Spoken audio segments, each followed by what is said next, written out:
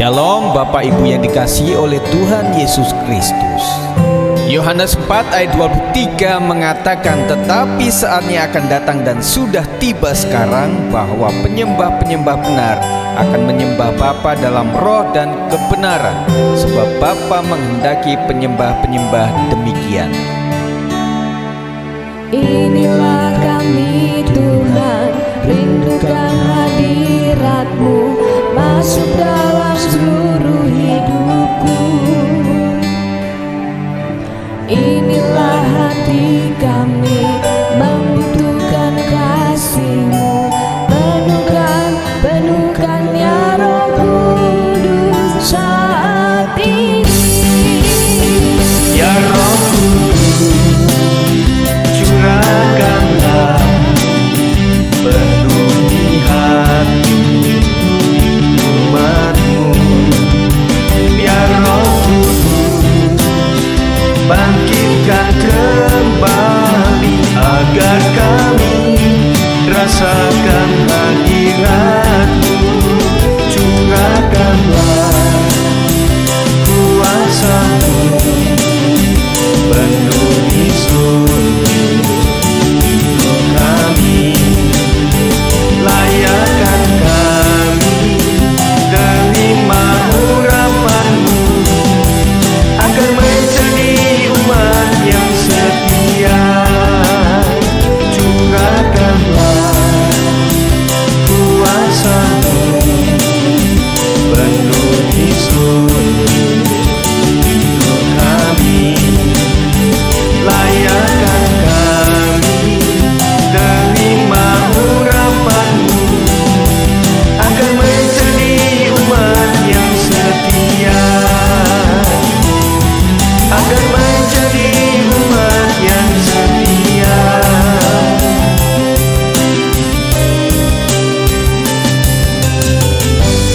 Puji Tuhan, kita telah menyembah Tuhan. Mari kita siapkan hati kita untuk memuliakan Dia, masyurkan Dia dengan ekspresi yang sungguh-sungguh. Haleluya. Dari utara ke selatan, dari timur ke barat, nama Tuhan dipermuliakan. Biarlah segala yang bernafas memuji Tuhan. Haleluya.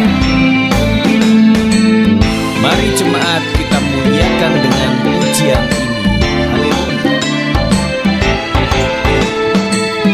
Dari utara ke selatan, terdengar pujian bagi Allah. Dari barat sampai ke timur, nama Yesus disanjung tinggi. Dari pulau-pulau, lembah-lembah, gunung-gunung yang tinggi, kemuliaannya disaksikan, kebenarannya diceritakan. Yesus, Yesus, nama Yesus disanjung tinggi. Dari pulau-pulau, lembah-lembah, gunung-gunung yang tinggi. Mari semua kita katakan, Allahku dahsyat. Allahku dahsyat berkuasa, seluruh bumi sujud menyembah, tinggikan nama-Mu. Allahku dahsyat berkuasa, seluruh bumi sujud menyembah, tinggikan nama-Mu. Mari tetap di posisi masing-masing, kita sukacita memuliakan Tuhan. Kita tahu bahwa Allah kita adalah Allah yang dahsyat. Semua pulau, semua makhluk akan berseru memegahkan Dia, Sang Juru Selamat. Dari utara ke selatan, terdengar pujian bagi Allah. Dari barat sampai ke timur, nama Yesus disanjung tinggi. Dari pulau-pulau, lembah-lembah, gunung-gunung yang tinggi,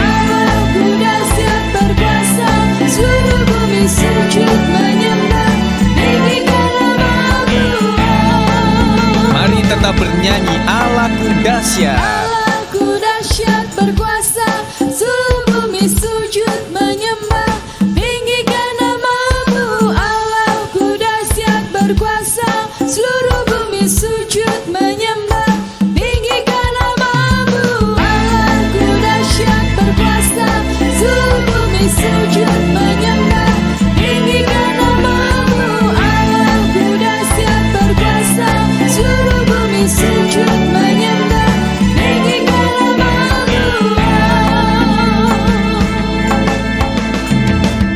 Puji Tuhan, apapun keadaannya kita tetap harus berkata bahwa Tuhan baik, karena Dia Maha Tahu apapun yang Dia lakukan adalah yang terbaik untuk kita. Kita tetap memuji Tuhan. Hati yang gembira adalah obat. Amin.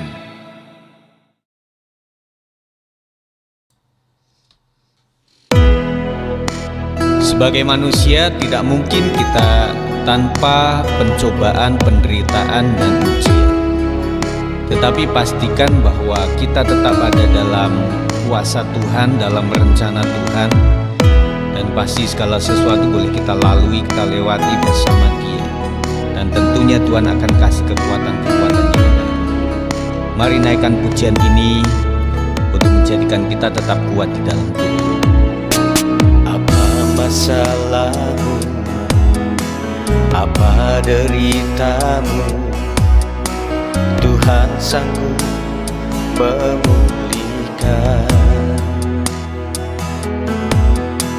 Apakah doamu dan permohonanmu? Kita percaya Dia sanggup menjawab. Sebab Kau besar, sebab Kau besar, sebab Kau besar, atasi masalahmu. Sebab Kau besar, sebab Kau besar, sebab Kau besar, di atas masalahku. Dia sanggup menanggung masalah yang terbesar bagi manusia. Dia sanggup, Dia sanggup, pasti sanggup sampai selamanya.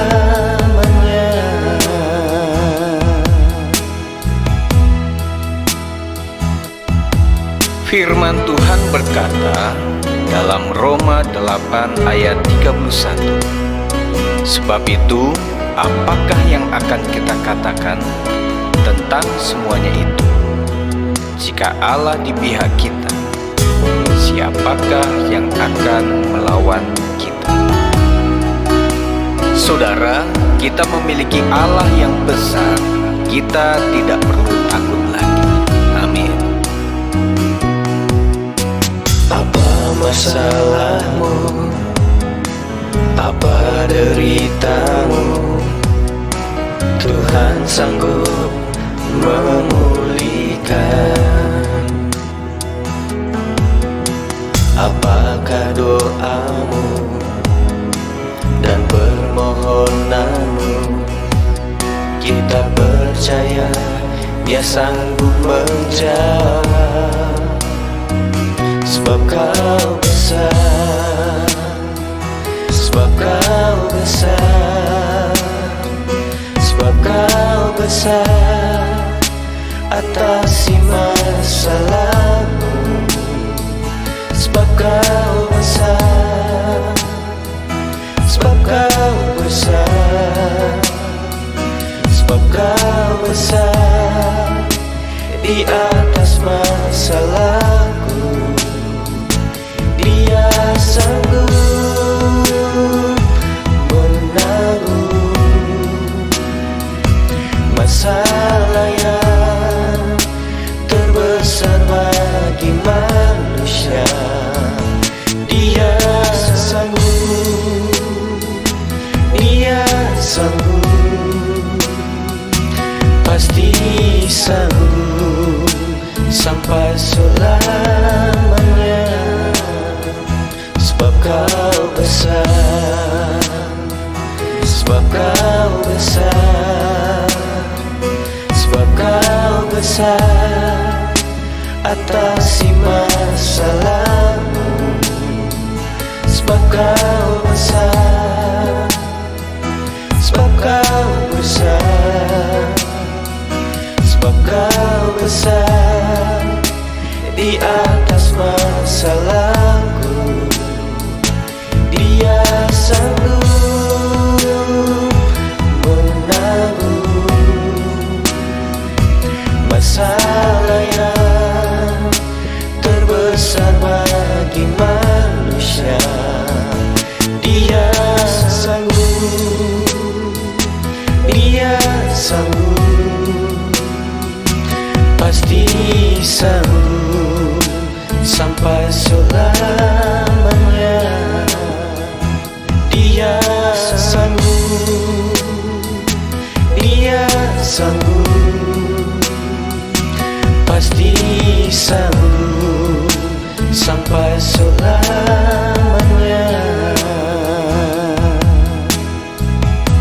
Dan Allah sanggup melimpahkan segala kasih karunia kepada kamu, supaya kamu senantiasa berkecukupan di dalam segala sesuatu, dan malah berkelebihan di dalam pelbagai kebajikan. 2 Korintus 9 ayat yang ke-8. Mari kita tetap semangat mengiring Tuhan dengan setia sampai Tuhan menjawab segala doa dan permasalahan kita. Mari kita siapkan hati kita untuk menerima firman Tuhan.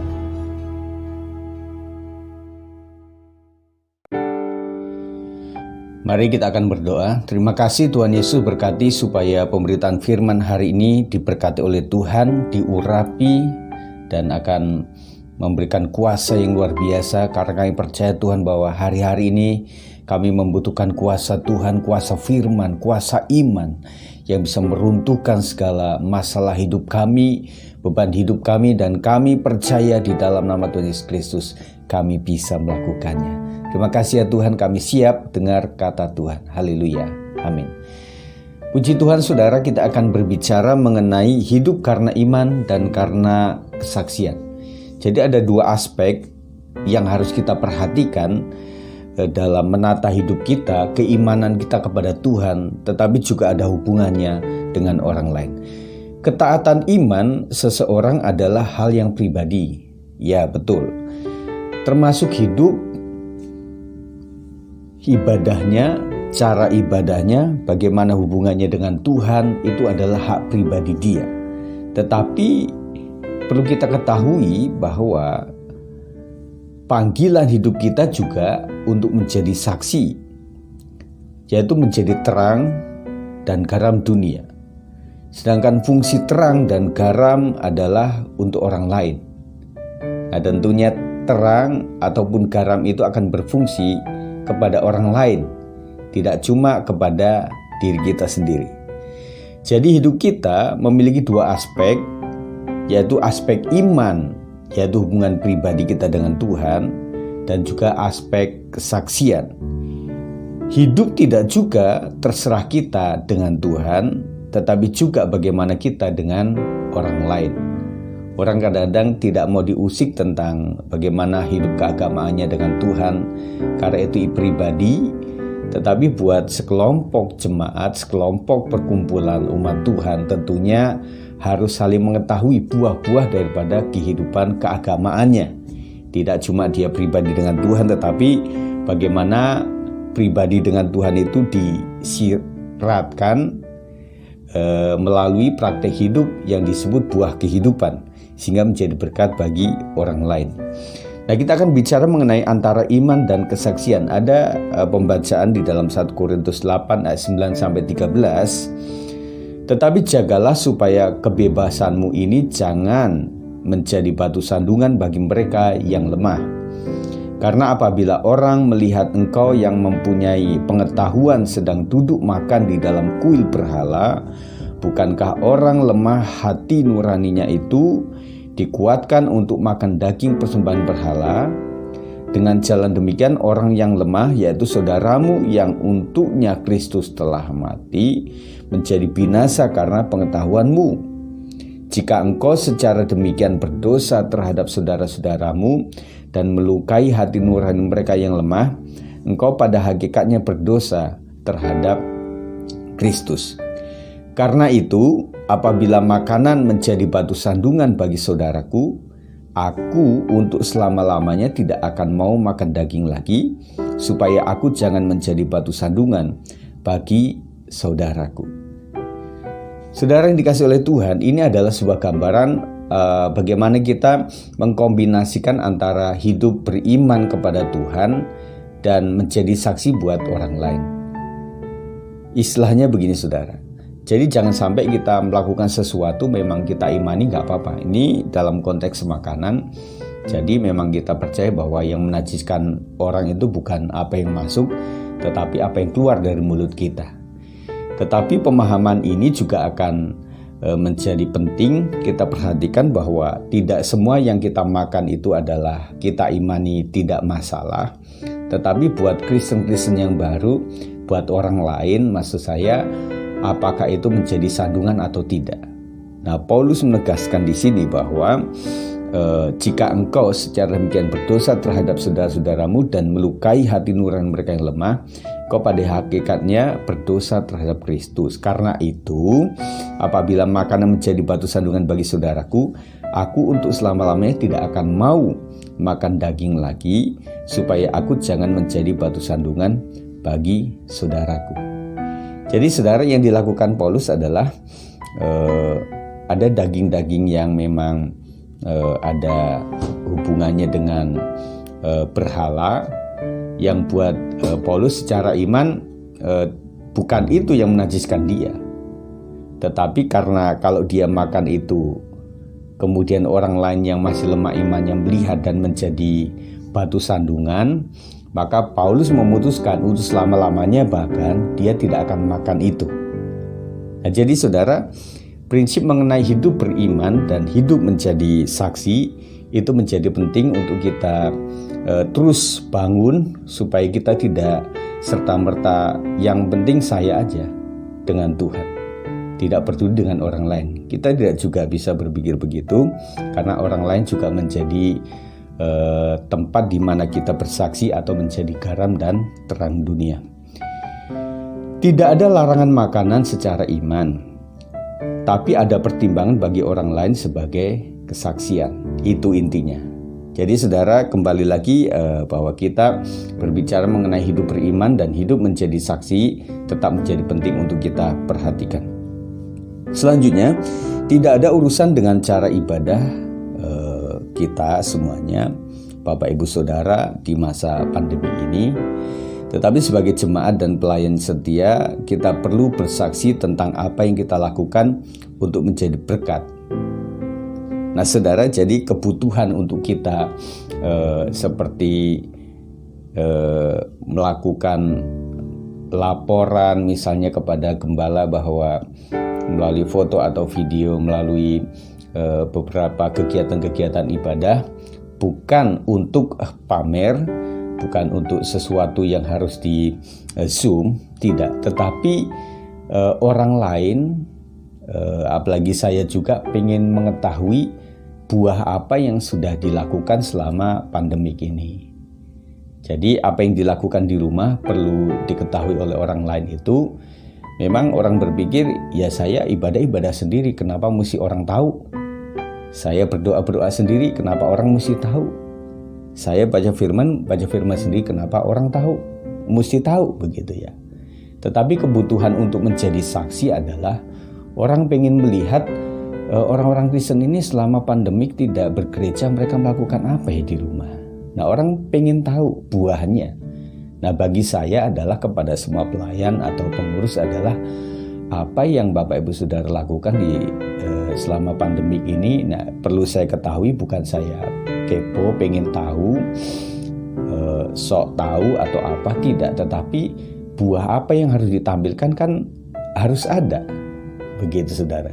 Jadi kebutuhan-kebutuhan inilah yang menyebabkan ada sebuah laporan-laporan atau sebuah presentasi yang harus diungkapkan bahwa Pak Sigit, saya melakukan ini selama pandemik ini, dan ini adalah wujud tanggung jawab saya sebagai pelayan Tuhan, sebagai pengurus, sebagai ketua bidang atau ketua komisi, dan ini yang bisa saya lakukan semaksimal mungkin, ini yang bisa saya laporkan. Jadi saudara, bentuk-bentuk ini adalah bentuk sebuah kesaksian.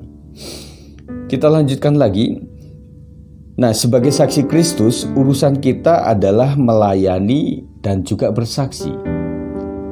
Nah, sebagai saksi Kristus, saudara, melayani itu kepada orang lain. Ya enggak? Ada melayani diri sendiri, tetapi pelayanan itu lebih cenderung kepada orang lain. Dan juga bersaksi.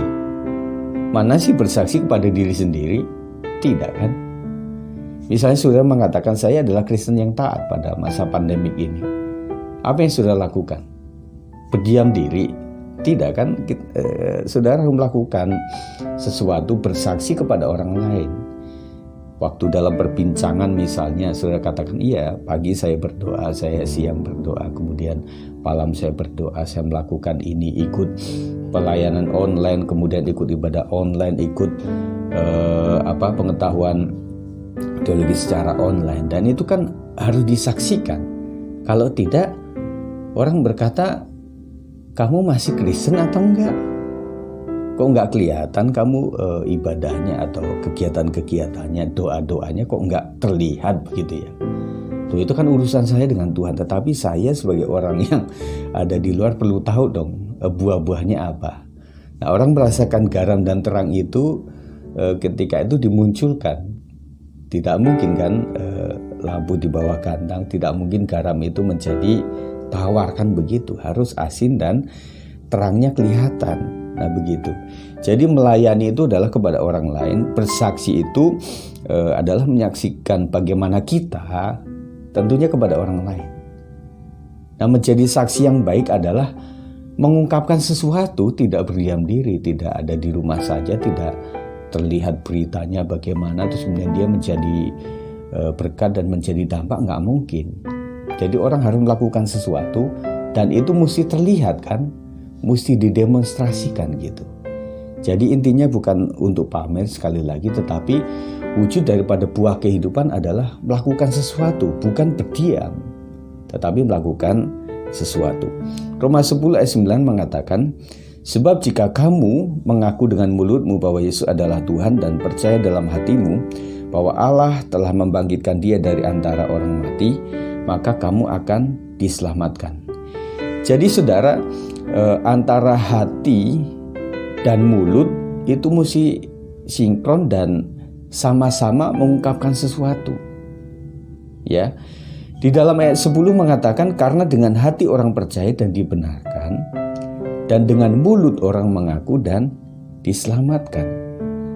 Jadi ada hati yang percaya dan juga ada mulut yang mengaku. Nah, kita katakan, loh, saya kan hati saya kepada Tuhan. Tetapi perlu diteruskan, kalau hatimu begitu, mulutmu bagaimana? Kan begitu saudara. Hatiku memuliakan Tuhan, mulutnya mesti menyanyi begitu.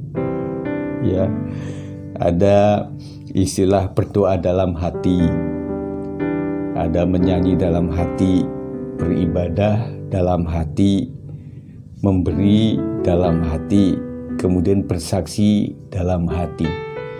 Rasanya sangat menjagai pribadi kita saudara ketika kita berkata, iya saya berdoa. Kamu kok diam saja? Saya berdoa dalam hati. Ya. Kemudian kamu kok diam saja? Iya, saya menyanyi dalam hati.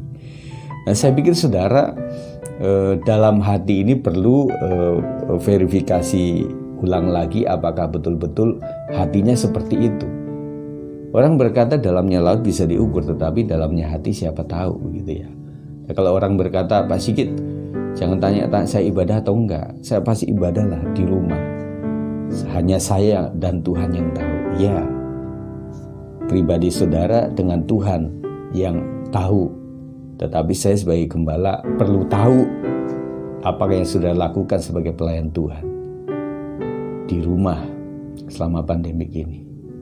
Kan perlu bersaksi kan? Oh iya Pak Sigit, saya melakukan ini. Saya teleponin teman, saya teleponin jemaat, saya melakukan ini. Kan mesti ada. Kalau tidak, saya kan.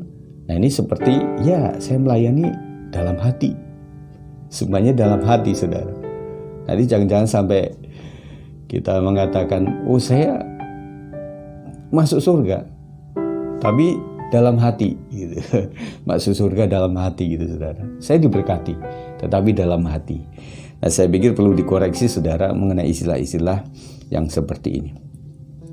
Tetapi tidak juga melakukan sesuatu karena pura-pura. Ini juga salah.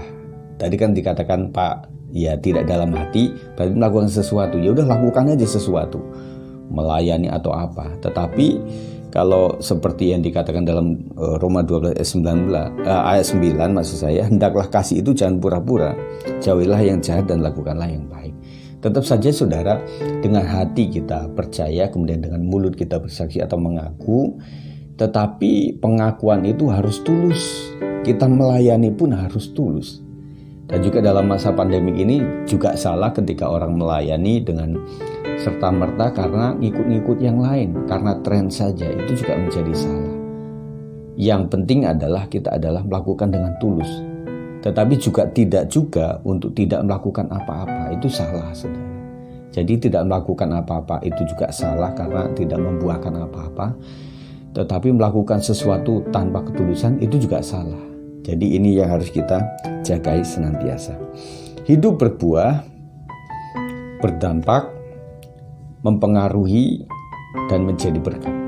Matius 5 ayat 13-16, kamu adalah garam dunia. Jika garam itu menjadi tawar, dengan apakah ia diasinkan? Tidak ada lagi gunanya selain dibuang dan diinjak orang. Kamu adalah terang dunia. Kota yang terletak di atas gunung tidak mungkin tersembunyi. Lagi pula orang tidak menyalakan pelita lalu meletakkannya di bawah gantang, melainkan di atas kaki dian, sehingga menerangi semua orang di dalam rumah itu. Demikianlah hendaknya terangmu bercahaya di depan orang, supaya mereka melihat perbuatanmu yang baik dan memuliakan Bapamu yang di surga. Garis bawahi ayat 16, demikianlah hendaknya terangmu bercahaya di depan orang. Bukan pamer, memperlihatkan sesuatu, memfotokan sesuatu, memvideokan sesuatu, tetapi supaya mereka melihat perbuatanmu yang baik dan memuliakan Bapamu yang di surga. Intinya bahwa apa yang kita lakukan itu bukan untuk memuliakan diri sendiri, tetapi memuliakan Tuhan. Di dalam konteks pemberian, kadang-kadang di jemaat itu dikatakan, Pak Sigit, saya memberikan ini, tetapi jangan ditulis namanya ya, jangan diumumkan atau apa. Ya, itu pribadi, kesaksian pribadi dengan Tuhan. Tetapi buat orang lain, untuk menunjukkan buah, untuk menjadi contoh, kadang-kadang butuh, saudara. Jadi dari kegerakan kegiatan ini, kira-kira yang menyumbang siapa saja. Jangan sampai saya berkata, oh tidak, jangan ada yang tahu. Sama sekali jangan ada yang tahu. Itu juga salah, saudara. Jadi ada hal-hal yang memang perlu di-zoom, yang untuk menjadi berkat, untuk menjadi contoh begitu ya. Jadi di sana yang sesederhana itu aja menyumbang, kok kenapa kita yang lebih diberkati tidak menyumbang. Nah akhirnya itulah efek daripada bersaksi menjadi berkat. Nah sedangkan habit kita itu kan ikut-ikutan kadang-kadang, saudara. Jadi melihat siapa yang menyumbang, oh ini, oh dia nyumbang, oh saya nyumbang juga dong. Nah, bahkan ada efek-efek yang lain kadang-kadang di dalam kelompok pemuda banyak sekali terdengar perbincangan sebelum kegiatan ibadah itu. Lu datang nggak? Nggak, lagi males bro. Ya udah, kalau lu nggak datang, gua juga nggak datang gitu ya. Jadi saling mempengaruhi. Nah kadang-kadang yang sakit-sakitan waktu itu ada nggak enak badan begitu, dia telepon temennya, lu datang nggak di doa ini? Gua datang. Ya udah deh, kalau lu datang gua datang juga deh, meskipun sakit-sakit ada lu enak deh. Nah begitu. Jadi rasanya saudara, menjadi berkat itu berbuat sesuatu, mendampakkan sesuatu, itu harus memang tidak dalam hati, tetapi perlu disiarkan, perlu diberitakan. Begitu, itu namanya hidup menjadi saksi. Nah saudara, gambaran pakaian sebagai simbol pengabdian dan karya. Matius 22 ayat 12 mengatakan, ia berkata kepadanya, hai saudara, bagaimana engkau masuk kemari dengan tidak mengenakan pakaian pesta? Tetapi orang itu diam saja. Nah saudara, pakaian ini sering menggambarkan sesuatu simbol siapa dia. Nah siapa dia itu akan menuju kepada pengabdian apa dan karya apa, begitu. Nah secara rohani saudara, dikatakan bahwa orang yang tidak mengenakan pakaian pesta itu akan ditolak oleh Tuhan. Nah kita tuh memiliki pakaian saudara. Pakaian kita yang pertama yang hakiki adalah kekristenan. Jadi yang kita pakai itu adalah pakaian kekristenan. Jadi dimanapun kita memakai pakaian itu, dan itu perlu diketahui oleh orang. Yang kedua adalah pakaian jabatan pelayanan kita. Sebagai apa kita di masyarakat? Dan itu yang harus kita munculkan saudara. Oleh sebab itu kalau orang anggota kita itu menanyakan kalau kita adalah seorang pelayan, seorang pemimpin atau seorang ketua komisi atau ketua bidang, berhak orang lain menanyakan, Pak, Bu, saudara, apa yang kalian lakukan pada masa-masa pandemik ini? Artinya adalah dalam lingkup pelayanan. Itu memang berhak ditanyakan, karena pakaianmu itu akhirnya tugasmu apa? Pakaianmu itu apa yang kau abdikan, apa yang kau karyakan. Jadi perlu kita kembali kepada apa yang kita pakai selama ini saudara. Kalau saya, pakaian saya adalah sebagai gembala, sebagai pendeta. Dan itulah pengabdian saya, itulah karya saya yang harus saya lakukan meskipun dalam masa pandemik ini. Terus saja dilakukan. Karena itu yang dipertanyakan saudara. Nah buat saudara, teman-teman saya pelayan, dalam hati perlu bertanya, apa yang saya lakukan selama pandemi ini? Atau tidak melakukan apa-apa? Nanti kembali lagi, saya kan itu urusan saya dengan Tuhan. Saya berdoa saya sendiri kepada Tuhan, mendoakan jemaat itu pribadi saya. Tetapi yang didoakan atau jemaat atau anggota yang kita layani perlu tahu, ada reportnya, apa yang harus dilakukan. Dan telah dilakukan. Nah itu saudara ya. Jadi penting mengetahui antara hidup beriman dan hidup menjadi saksi. Jadi saudara, kalau misalnya ada dari guru setelah minggu misalnya meminta report daripada anak-anak yang itu, bukan untuk dipamerkan, tidak. Untuk dokumentasi iya. Tetapi adalah keluarga ini memang melakukan ibadah. Anak-anaknya memang melakukan ibadah. Dan tujuannya itu pemberi semangat yang lain, begitu loh. Nah kalau tanpa ada report, ada laporan bagaimana kegiatan jemaat di masa pandemi ini, mungkin orang berpikir GBS 56 tidak melakukan apa-apa. Ya sudah, semuanya beriman kepada Tuhan, ya sudah. Semuanya dalam hati, ya sudah. Semuanya hubungannya dengan Tuhan. Nah saudara, itu kita disadarkan untuk melihat bagaimana hidup beriman dan hidup bersaksi, ya. Semakin jelas. Nah kemudian Wahyu 16 ayat 15 mengatakan, lihatlah aku datang seperti pencuri, berbahagialah dia yang berjaga-jaga dan yang memperhatikan pakaiannya, supaya ia jangan berjalan dengan telanjang dan jangan kelihatan kemaluannya. Kita pasti menggunakan pakaian. Nah pakaian kita apa? Itu yang pasti dilihat oleh orang. Kalau kita seragam kantor, kita seragam pelayan, kita seragam sebuah organisasi, kita seragam sebuah kumpulan atau lembaga, tentunya orang akan menghormati kita sesuai dengan pakaiannya. Jadi orang lebih hormat kepada apa yang dia pakai, saudara. Nah kita sebagai pakaian orang kudus, pakaian pelayan, kita dihormati karena itu.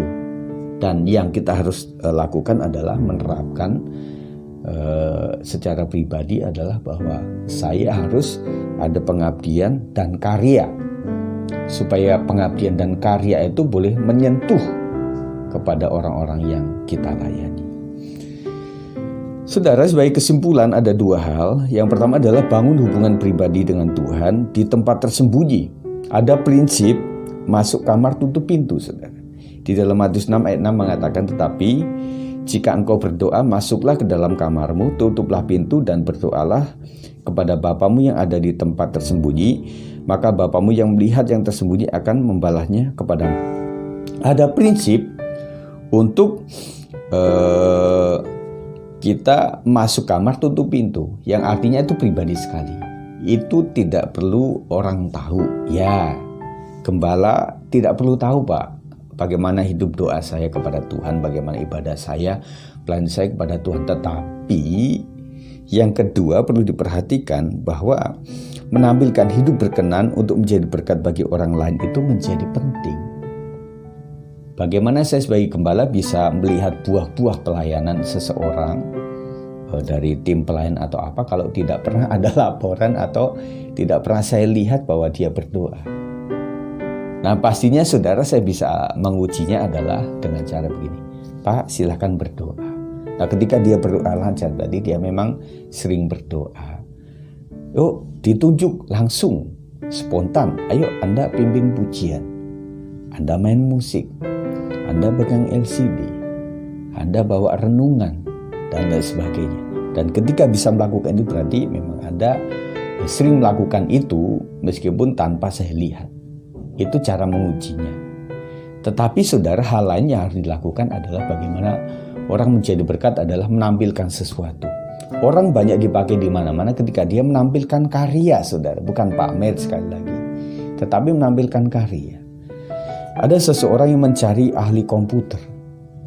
Terus dia buka online, ini jauh, tempatnya jauh. Dia nggak ketemu, akhirnya ya sudahlah. Ada di kota lain, kemudian dia undang ke situ. Kemudian setelah itu selesai, komputer selesai, tiba-tiba seorang ibu datang. Bu, kenapa jauh-jauh, Bu? Panggil orang membetulkan komputer. Anak saya kan ahli komputer. Tetapi pasti kita akan menjawab, loh, saya nggak tahu kalau anak ibu ahli. Kenapa? Karena nggak ada report, nggak ada kesaksian, tidak ada karya, tidak ada bentuk presentasi namanya. Nah, saudara, seandainya anak ini mempresentasikan dirinya, tante saya bisa ini, bukan pamer, pasti kita tidak akan mencari ke tempat lain. Demikian pula kita menjajakan dagangan juga begitu kan. Pasti kita demonstrasikan dong. Ada test food dan sebagainya, ada iklan dan sebagainya. Kalau kita cuma, kamu katanya berdagang, iya. Kamu sudah mengiklan, saya dalam hati, saya beriman pasti bisa. Kamu keliling, saya berdoa, pasti malaikat surga akan keliling. Masa malaikat surga menjajakan dagangan saudara? Saya pikirkan tidak, saudara. Kita yang harus bekerja. Nah, saudara, kiranya kita bisa menampilkan hidup keagamaan secara imani kepada Tuhan secara pribadi, tetapi ingat bahwa kita hidup juga untuk menjadi terang dan garam, menjadi saksi. Oleh sebab itu, tampilkan sesuatu yang membuahkan hal-hal yang baik dan menjadi berkat. Tuhan Yesus memberkati. Kita akan berdoa. Tuhan Yesus berkati setiap anak-anak-Mu yang mendengarkan firman Tuhan yang sudah disampaikan. Kiranya mengimani hidup bersama Tuhan, secara pribadi membangun hubungan dengan Tuhan. Tetapi harus ada buah yang keluar dari hidupnya, yaitu menjadi saksi, menjadi berkat, berdampak bagi orang lain. Dan kiranya dua aspek ini menjadi sebuah pertimbangan, keputusan yang baik untuk nantinya semakin bertumbuh, berkembang, semakin dewasa di hadapan Tuhan. Kiranya berkat Tuhan melimpah atas semua Bapak Ibu Saudara yang mendengarkan firman Tuhan ini. Angkat tanganmu di hadapan Tuhan. Kiranya berkat di dalam nama Bapa, Anak dan Roh Kudus, di dalam nama Tuhan Yesus Kristus memberkati Bapak Ibu Saudara hari ini sampai Tuhan datang yang kedua kalinya. Yang percaya katakan amin. Berkatilah kami, berkatilah kami, di dalam nama Bapa, Putra, Roh Kudus. Berkatilah kami, dalam nama